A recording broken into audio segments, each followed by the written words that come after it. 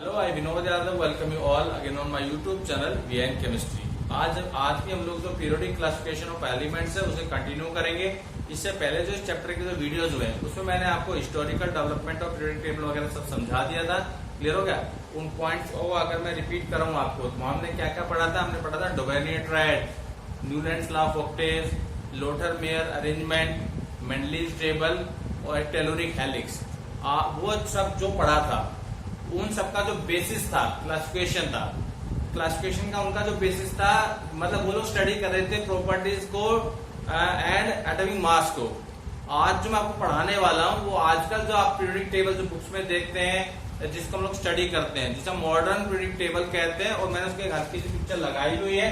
हालांकि जब पूरा डिटेल में आएगा तब मैं कैमरे को इसके नजदीक लाके इसको आपको समझाने भी वाला हूँ। ठीक है, तो आज का जो मेरा मेन फोकस रहेगा वो इस टेबल को लेकर रहेगा, मॉडर्न पीरियोडिक टेबल को। जैसे मैंने हेडिंग भी डाली है मॉडर्न पीरियोडिक टेबल। ठीक है, तो मॉडर्न पीरियोडिक टेबल पे आने से पहले मैं आपको एक वैज्ञानिक के बारे में बताऊंगा, उन्होंने जो काम किया था उसके बारे में बताऊंगा, जिनके काम की वजह से इस मॉडर्न पीरियोडिक टेबल की डेवलपमेंट हुई थी। ठीक है, तो मेन फोकस शुरू में रहेगा एटॉमिक नंबर और मॉडर्न पीरियोडिक लॉ का। जैसे मेंडलीव ने पीरियोडिक लॉ दिया था, ऐसी उस फिजिक्स के प्रोफेसर थे mostly English physics mostly he gave this law modern periodic law. और ये बिल्कुल वैसा ही है जैसे मेंडलीव पीरियोडिक लॉ था, एक टर्म का फर्क है बस। मेंडलीव पीरियोडिक लॉ में तो टर्म यूज होती है एटॉमिक मास और यहाँ यूज होने वाली है एटॉमिक नंबर, पहली बात तो। लेकिन उस पर आने से पहले मैं बताऊंगा कि व्हाट दिस मोस्टली डिड। देखिए मोस्टली ने क्या किया था, fast moving rays of electrons को बम्बार्ड करवाया था ऑन सम मेटल्स। ओके, और बैटरी कैन से ऑन सम एलिमेंट्स। तो जब फास्ट मूविंग इलेक्ट्रॉन्स बम्बार्ड करते एलिमेंट्स में तो उनमें से एक्सरेज निकलती हैं। तो मोस्टली ने उन एक्सरेज की फ्रीक्वेंसी को स्टडी किया था and what he observe that, उसने कहा था कि जो उनका फ्रीक्वेंसीज का जो स्क्वायर रूट था वो जो था is directly proportional to atomic number. और उसके बाद उसने इक्वेशन दी थी, उस इक्वेशन को मैं लिख देता हूं। Equation like this, delta V is equal to A Z minus B। यहाँ पे A और B कॉन्स्टेंट्स हैं। A और B क्या कॉन्स्टेंट्स है? A आपका जो है वो प्रोपोर्शनलिटी कॉन्स्टेंट है और जो B जो है आपका कांस्टेंट था उन सभी लाइंस का जो एक्सरेज की सीरीज में होती है। तो ओवरऑल आप कह सकते हैं कि delta V is directly proportional to Z, यानी कि जो फ्रीक्वेंसी का जो स्क्वायर रूट था जो एलिमेंट में से निकल रही थी वो किस पे डिपेंड कर रही? Z के ऊपर। Z क्या आपका एटॉमिक नंबर। तो इसके बाद फिर मोस्टली ने कहा कि भाई एलिमेंट्स का तो जो बेसिक प्रॉपर्टी है जो केमिकल रिएक्शंस के लिए रिस्पॉन्सिबल होती है वो एटॉमिक मास नहीं है बल्कि एटॉमिक नंबर है। क्या है? एटॉमिक नंबर है। तो इसके बाद उसने लॉ दिया था जिसका नाम था मॉडर्न पीरियोडिक लॉ, जिसपे डिपेंड आजकल का मॉडर्न पीरियोडिक टेबल है। तो मॉडर्न पीरियोडिक लॉ क्या कहता है, मैं स्टेटमेंट लिख देता हूं। वो कहता है the physical and chemical properties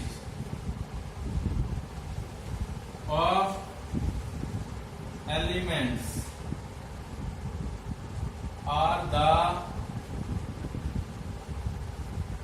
periodic functions of their atomic number. मैंने पहले ही कहा था ये लॉ बिल्कुल वैसा ही है जैसा मेंडलीव लॉ था, डिफरेंस केवल यहाँ पे है। इसने यूज किया एटॉमिक नंबर, मेंडलीव ने क्या यूज किया था? Atomic mass.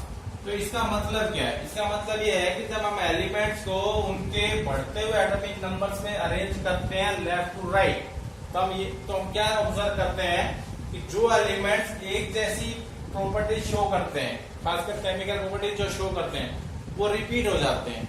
ये सब बातें मैं इस टेबल में भी आपको समझा दूंगा अच्छे तरीके से। ठीक है, तो ये था हमारा मॉडर्न पीरियोडिक लॉ और एटॉमिक नंबर का क्या लेना देना है एलिमेंट्स की फिजिकल और केमिकल प्रॉपर्टीज से। अब अगर मैं इस लॉ की थ्योरेटिकल जस्टिफिकेशन की बात करूं, जैसा कुछ बुक्स में लिखा हुआ है, तो अगर उसको आप समझना चाहते हैं तो बात को समझिए कि जो केमिकल प्रॉपर्टीज है वो एटॉमिक नंबर पे डिपेंड करती है, ना कि मास नंबर पे डिपेंड करती है। तो उसके लिए एक बात आप ध्यान रखिए, ये जो एटॉमिक नंबर जो होता है ये किसी न्यूट्रल एटम के लिए क्या होता है, जेड क्या होता है किसी न्यूट्रल एटम के लिए, नंबर ऑफ प्रोटॉन्स, आप 9th क्लास से पढ़ते आ रहे हैं, और नंबर ऑफ इलेक्ट्रॉन्स। किसी न्यूट्रल एटम की मैं बात कर रहा हूं, तो सपोज करो हमें केमिकल रिएक्शन करवाने वाले हैं, क्या करवाने वाले हैं, केमिकल रिएक्शन आप करवाने वाले हैं।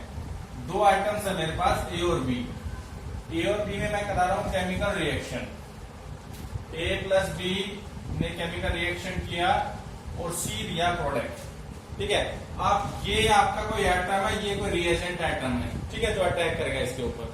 तो दोनों आपके स्फेरिकल होते हैं, आपको पता ही है, इसका भी न्यूक्लियस यहाँ पे है, इसका भी न्यूक्लियस यहाँ पे, ठीक है।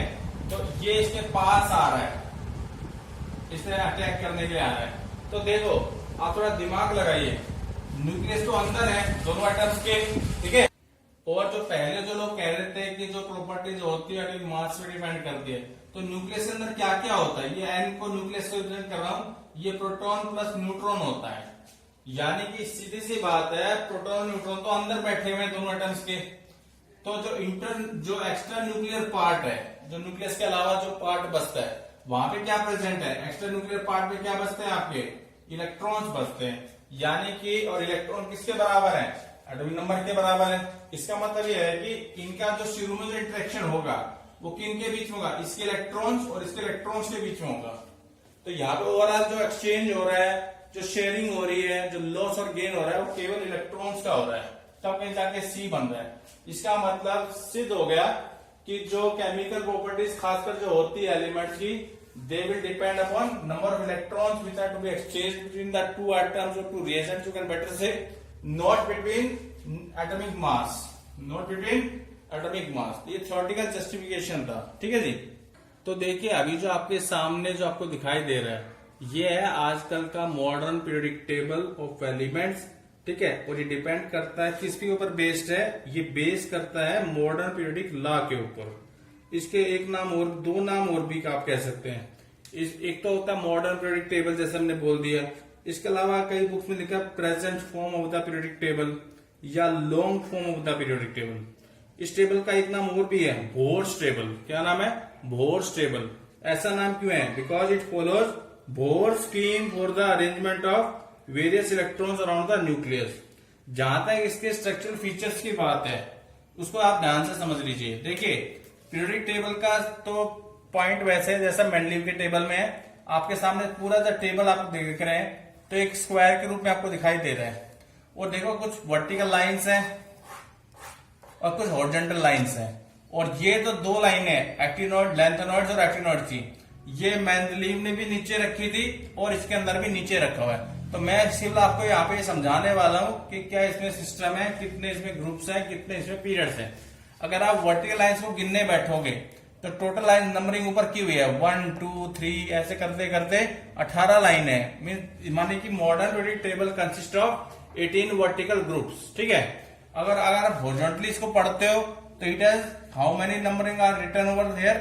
पहली लाइन इसमें 2 एलिमेंट है, दूसरी लाइन इसमें 8 एलिमेंट है, तीसरी लाइन इसमें भी 8 एलिमेंट है, चौथी लाइन 18 एलिमेंट है, पांचवी लाइन 18 एलिमेंट है, छठी लाइन में भी 18 ही दिखा रहे हैं। पर आपको अगर आप नंबरिंग को ध्यान से देखो यहाँ पे लेंथेनम का 57 दे रखा है, हाफनियम का 72 दे रखा है, 72। तो बीच के एलिमेंट क्या है, बीच के एलिमेंट भैया ये रहे, सीरियम से लेकर के ल्यूटेटियम तक, ये एलिमेंट यहाँ आएंगे इस लाइन के ऊपर। क्लियर हो गया। और ऐसे ही यहाँ भी चक्कर है, लास्ट लाइन में मेन फ्रेम में तो 18 एलिमेंट दिखा रहा है, पर यहाँ देखिए डिफरेंस 89 से 104 दिखा रहा है। तो बीच के एलिमेंट क्या है, बीच के एलिमेंट ये रहे, थोरियम से लेकर के लॉरेंशियम तक, ठीक है। तो यानी 90 से लेकर 103 आपके ये रहे, ये एलिमेंट यहाँ पे आएंगे। अब एक बात और देखिए जरा, यहाँ के किसी भी स्क्वायर को आप उठाते हैं तो इस टेबल के अंदर पूरी डिटेल दे रखी उस एलिमेंट की। जैसे मान लीजिए मैं आपको नाइट्रोजन का दिखाने की कोशिश करता हूं नजदीक से, ठीक है। देखो ये नाइट्रोजन एटम को मैंने यहां से उठा के यहाँ रख दिया है, तो देखो क्या क्या इसको आपको दिखा रखा है। इसमें नाइट्रोजन एटम का सिंबल दिखा रखा है, एटॉमिक नंबर दिखा रखा है, एटॉमिक मास दिखा रखा है, उसके नीचे मेल्टिंग पॉइंट भी दिखा रखा है, बॉइलिंग पॉइंट भी दिखा रखा है। और यहाँ पे उस पर्टिकुलर एलिमेंट का क्रिस्टल स्ट्रक्चर भी दिखाया हुआ है।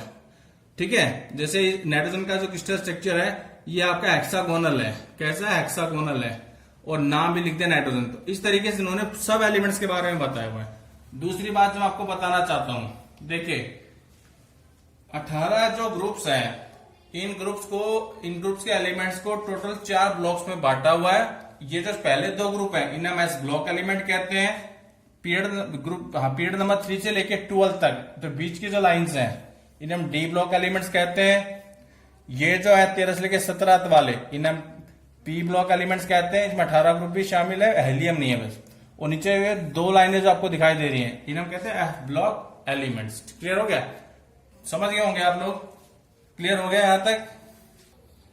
अब देखिए मैं कुछ और भी बातें आपको बताने वाला हूं। जो ये एस ब्लॉक एलिमेंट के जो 2 ग्रुप्स हैं, एक में 7, आपको थोड़ी बातें तो ध्यान रखनी है क्योंकि आपको ना टेबल याद भी होना चाहिए। तो पहले ग्रुप पूरा भरा हुआ है, 7 एलिमेंट है। दूसरा ग्रुप में ऊपर एलिमेंट नहीं है, ये पीरियड नंबर 2 से स्टार्ट होगा, बेरिलियम से और रेडियम तक आपका आ रहा है। इसमें 6 एलिमेंट है। फिर आपको ध्यान रखना ग्रुप नंबर 3 से लेके ग्रुप नंबर 12 तक इनमें 4 एलिमेंट्स है सिर्फ, और ये पीरियड नंबर 4 से स्टार्ट हो रहे हैं एलिमेंट्स। क्लियर? इसके बाद जो आपका ग्रुप नंबर 13 से लेके जो ग्रुप नंबर 17 है, ये किसके सामने आ रहा है? ये बेरिलियम के सामने आ रहा है, बोरॉन। ये भी पीरियड नंबर 2 से स्टार्ट है, और इनमें जो है आपके 5 एलिमेंट है, 1 2 3 4 5, 6 भी है, पर ये ज्यादातर आर्टिफिशियल एलिमेंट्स है। ठीक है? और जो 18वां ग्रुप है ये पीरियड नंबर 1 से सामने से स्टार्ट हो रहा है, हीलियम से स्टार्ट हो रहा है, और इसमें 6 एलिमेंट आप मान के चलेगा। ठीक है? दूसरी बात आप देखोगे यहाँ पे कुछ एलिमेंट्स के ये नाम ऐसे लिखे हैं इसमें से UUT, UUP, US है। ये आयुपैक नोमेनक्लेचर, इसका मैं एक अलग से वीडियो आपके लिए डाल दूंगा। और शुरू वैसे तो क्या है, 100 से ऊपर जो एलिमेंट्स जैसे ये 104, 105 वाले सारे, ये सब किसी न किसी वैज्ञानिक के नाम पे हैं। जैसे रदरफोर्ड के नाम से रदरफोर्डियम रख दिया है, और ये सीबोर्जियम रख दिया, सीबोर्ज के नाम से, बोर के नाम से बोरियम रख दिया, इस तरीके से। ठीक है? और इसके अलावा आप देखोगे अगर ये टेबल आपके पास है कहीं पे, तो आप पाएंगे कुछ एलिमेंट्स रेडियो एक्टिव एलिमेंट्स हैं। जैसे ये एक्नीशियम रेडियो एक्टिव है, रदरफोर्डियम रेडियो एक्टिव है, ड्यूबनियम भी रेडियो एक्टिव है, सीबोर्जियम भी रेडियो एक्टिव है, बोरियम भी रेडियो एक्टिव है। तो कुछ ना कुछ शायद इसमें, अगर ये टेबल आपके पास कहीं पे अवेलेबल हो जाए, तो यहाँ पे इसमें कुछ सिंबल दे रखे हैं। जैसे कि ये जो साइन अभी मैंने बताया, कुछ ऐसे स्टार सा कुछ बना रखा है, ये रेडियो एक्टिव एलिमेंट्स का है। ठीक है? और कुछ एलिमेंट्स ऐसे मिलेंगे जो सिंथेटिक है, कुछ लिक्विड फॉर्म में मिलेंगे। ठीक है?